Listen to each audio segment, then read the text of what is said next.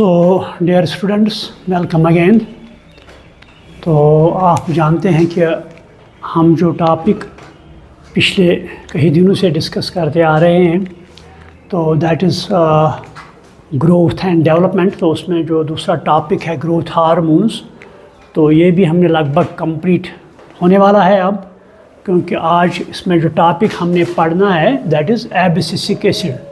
तो I think this will be last class of this topic growth and development. Also I can say this will be last class for plant physiology. जो plant physiology है जिसमें 3 topics थे, एक तो photosynthesis था, respiration, then growth and development. तो मेरे ख्याल में आज ये टॉपिक जो है this will be last lecture of this physiology as well as this growth and development. तो ये एबिसिसिक एसिड जो है जिसमें हम शार्ट में लिखते हैं ABA, एबिसिसिक एसिड, ये भी एक ग्रोथ हार्मोन है, this is a growth hormone. मगर ये ग्रोथ हार्मोन जो है या ये PGR जो है, तो ये प्लांट में mostly it inhibits growth activities, mostly it inhibits growth activities.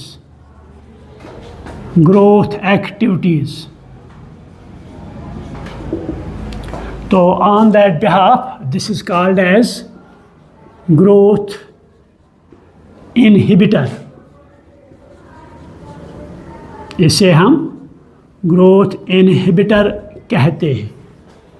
कि अगर आपको याद होगा जब मैंने पहले ही इस पर इंट्रोडक्शन ग्रोथ हार्मोन्स पर दी, तो उस वक्त मैंने बताया जो ग्रोथ हार्मोन्स है इनको हम 2 कैटेगरीज़ में डिवाइड करते हैं। एक तो वो है जो प्लांट्स में ग्रोथ प्रमोट करते हैं, एनहेंस करते हैं, रेगुलेट करते हैं, तो उनको हम ग्रोथ हार्मोन्स, ग्रोथ रेगुलेटर्स कहते हैं। तो दूसरी कैटेगरी जो है इसमें वो हार्मोन्स आते हैं जो प्लांट में नेगेटिव रोल हम कहेंगे या ग्रोथ को इनहिबिट करते हैं या ग्रोथ को स्टॉप करते हैं, तो उस कैटेगरी को हम कहते हैं ग्रोथ इनहिबिटर्स। तो इसमें ये एबिसिसिक एसिड आता है। तो अगर पहले देखेंगे एबिसिसिक एसिड की डिस्कवरी, तो ये एक साइंटिस्ट था दैट इज़ कॉल्ड एज एडिकॉट। तो जिसने ये एबिसिसिक एसिड या ये ग्रोथ हार्मोन जो आप देखते हैं कॉटन प्लांट से आइसोलेट किया है, तो उसका नाम उसने रखा है एबिसिसन second.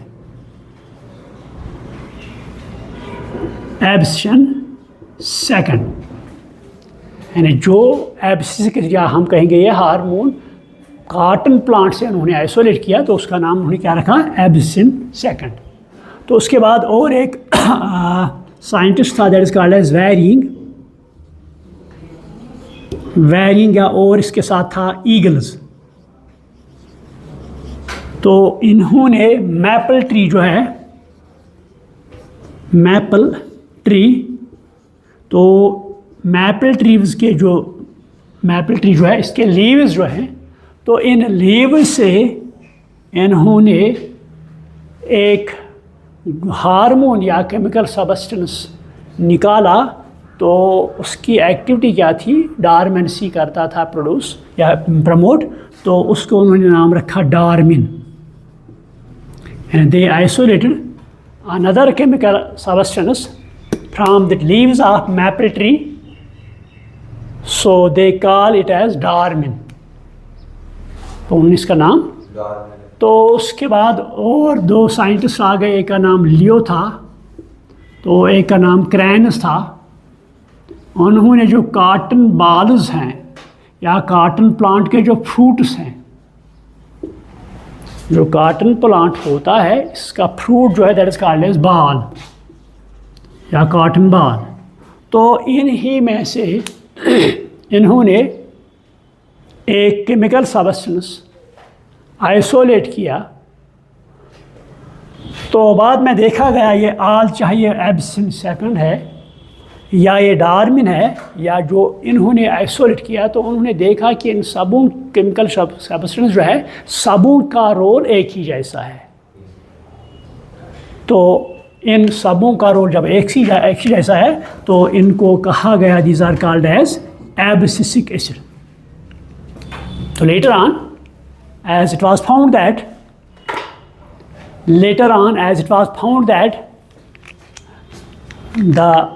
all the chemical substances, all these chemical substances have same function or they show same role or perform same role, so they were named as, तो उनको नाम क्या रखा गया? Abscisic acids. क्लियर? तो ये किस तरह इनको आइसोलेट किया गया। तो अब देखते हैं ये एब्सिसिक एसिड क्या हैं, इनकी फंक्शन क्या है, या इनकी फिजियोलॉजी क्या है, या इनका रोल क्या है, या यू।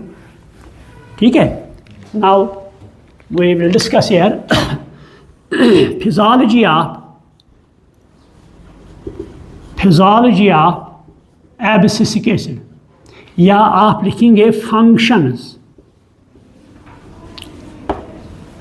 या आप लिखेंगे रोल ऑफ एब्सिसिक एसिड। ठीक, तो डिफरेंट तरीके से क्वेश्चन आ सकता है आपको, चाहे फिजियोलॉजी वो भी फंक्शंस में आता है, चाहे फंक्शंस हो या रोल हो। तो पहले हम देखते हैं ये जो एब्सिसिक एसिड है इसका रोल जो है, इट प्रमोट्स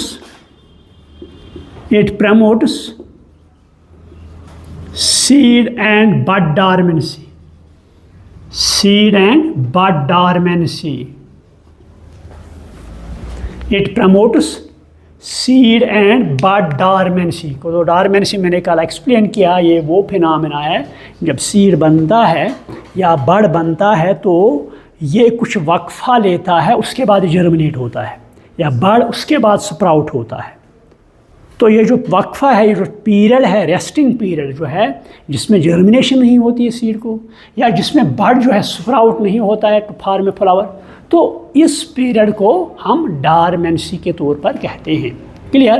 तो ये एब्सिसिक एसिड जो है ये इसको प्रमोट करता है, ये डॉर्मेंसी पीरियड हम कहेंगे इंक्रीज करता है। सो आप लिखिए, इट प्रमोट्स और enhances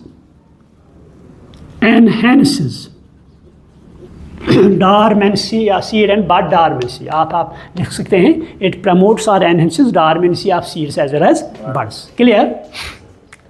next role, it results seed development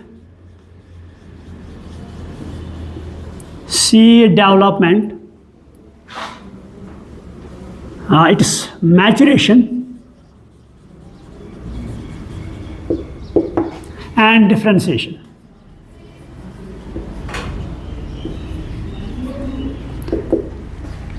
यानी जो सीड है, तो सीड जब बनता है अभी ये पक्का नहीं होता है, अभी कच्चा होता है ना, इसीलिए जर्मिनेट नहीं होता, इसीलिए डॉर्मेंसी में चला जाता है।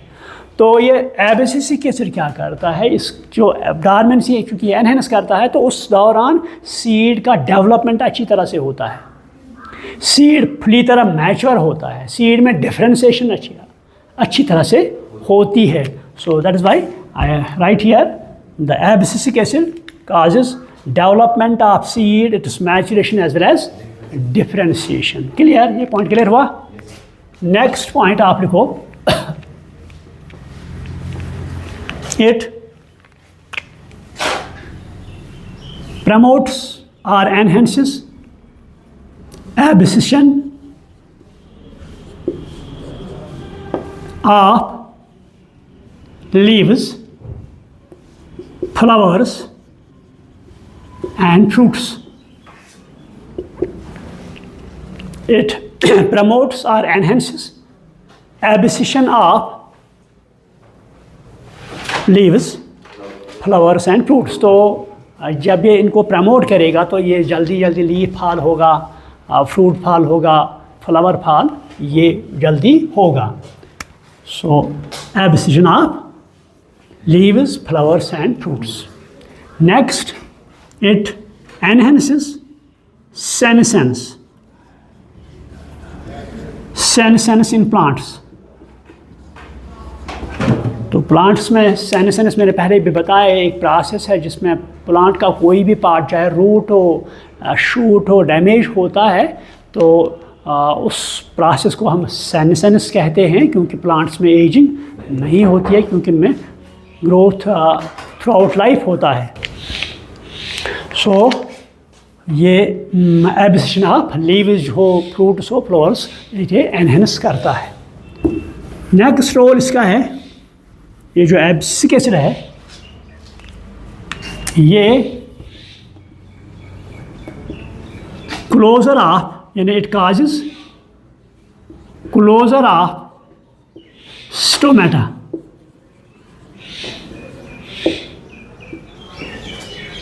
क्लोजर ऑफ स्टोमेटा यानी आप तो स्टोमेटा जो है आप हमने पढ़ा है, जब हमने एनाटमी पढ़ी है लीफ की तो उस वक्त मैंने स्टोमेटा का स्ट्रक्चर बताया। तो स्टोमेटा एक माइन्यूट पोर होता है लीफ में, कभी कभी फ्रूट में भी प्रेजेंट होता है, स्टेम में भी होता है, but mostly it is present in leaves.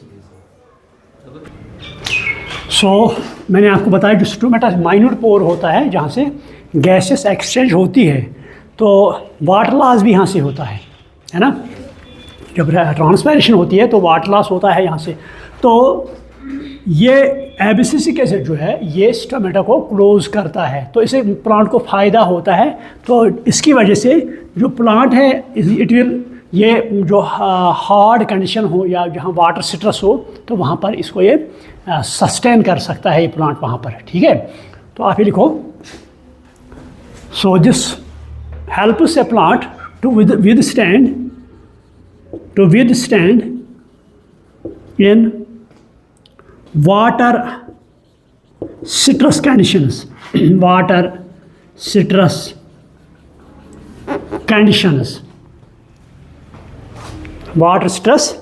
conditions।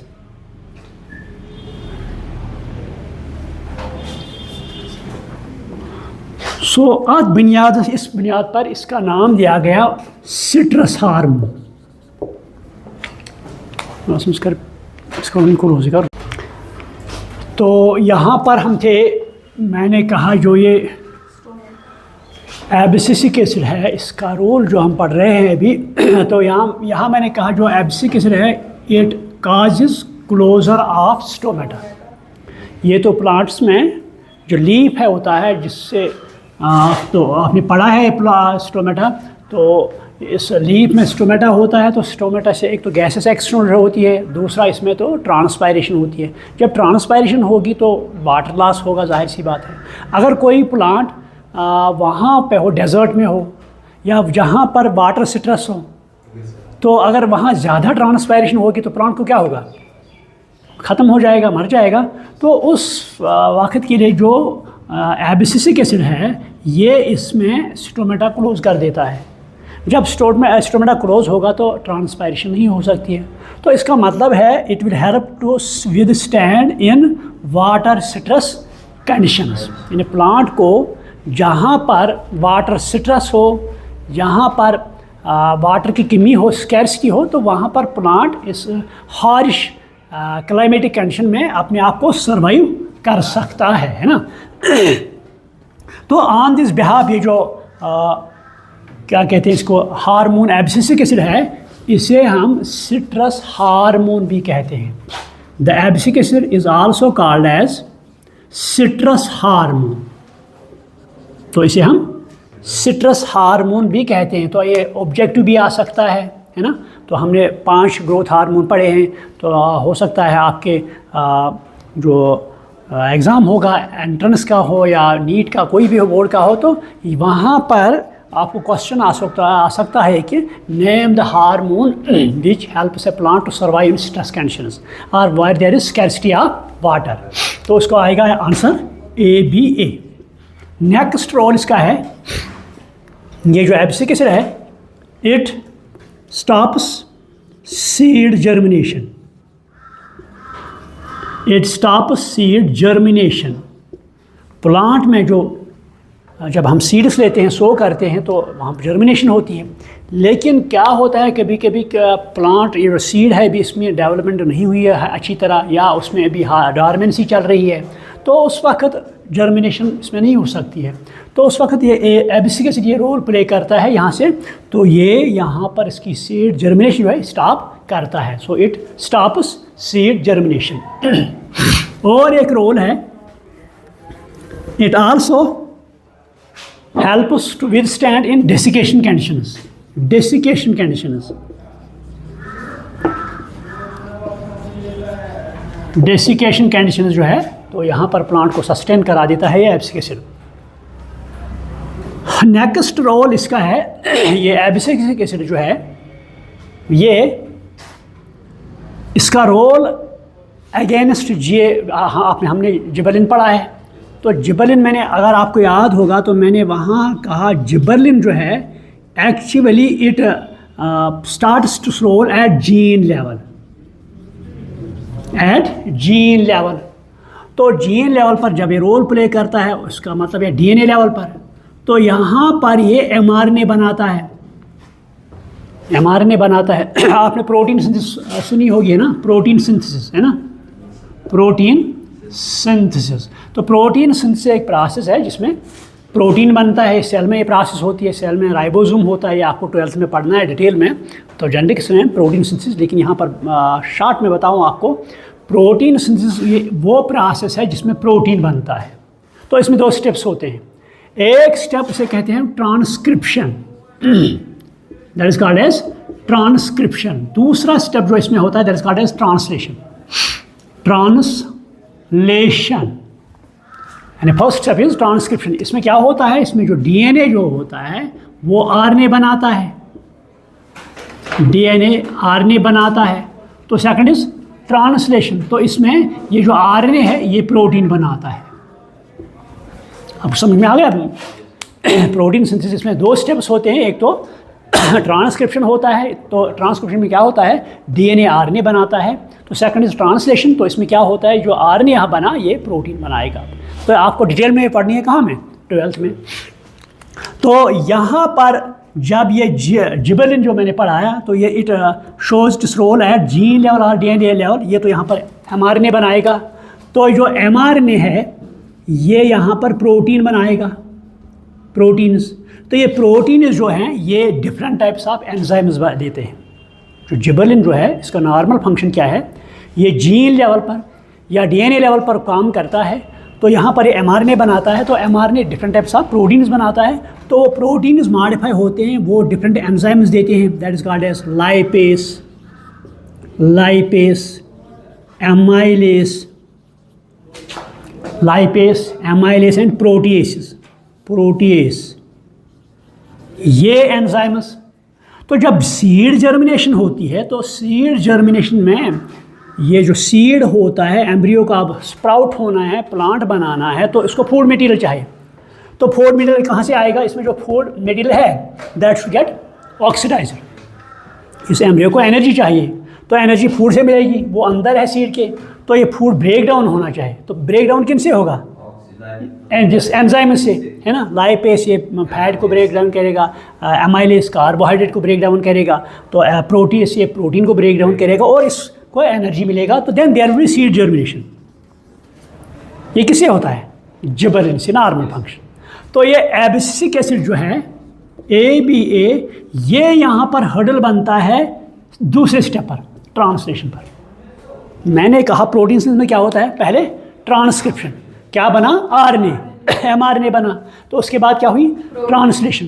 तो इसमें क्या बनेगा, प्रोटीन। तो प्रोटीन क्या बनाएंगे, डिफरेंट टाइप्स ऑफ एंजाइम्स, तो वो फूड को ऑक्सीडाइज करेंगे। लेकिन ये जो एबिसिक एसिड है ये ट्रांसलेशन पर वहाँ हर्डल बनता है, ट्रांसलेशन होने नहीं देता है। तो यहाँ ये एंजाइम्स नहीं बनेंगे। तो जब एंजाइम्स नहीं बनेंगे, सीड जर्मिनेशन नहीं होगी। So we can say the role of abscisic acid is antagonistic to gibberellin. ये लिखो आप ये point, the role of abscisic acid is antagonistic to gibberellins. The role of abscisic acid is antagonistic to gibberellins. ये भी objective आ सकता है। मैंने कुछ हार्मोन्स में बताया एंटागोनिस्टिक रोल। अगर आपको याद होगा एथिलीन में बताया मैंने, साइटोकाइनिन में बताया, या यहाँ एब्सिसिक एसिड, ये ऑब्जेक्टिव आ सकता है कि जो एब्सिसिक एसिड किस हार्मोन को ये काउंटर अटैक करता है। ये ऑब्जेक्टिव, चाहे नीट हो या कोई भी एग्ज़ाम, जिस बोर्ड एग्ज़ाम हो, तो यहाँ पर एक क्वेश्चन आ सकता है।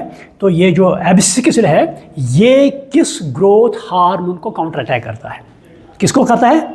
जिबरेलिन को। तो जिबरेलिन फंक्शंस एट डीएनए और gene level, so result formation of various enzymes. तो एब्सिसिक एसिड इसका काउंटर अटैक करता है, तो ये एंजाइम्स नहीं बनते हैं, तो इसका मतलब सीड जर्मिनेशन नहीं होती है।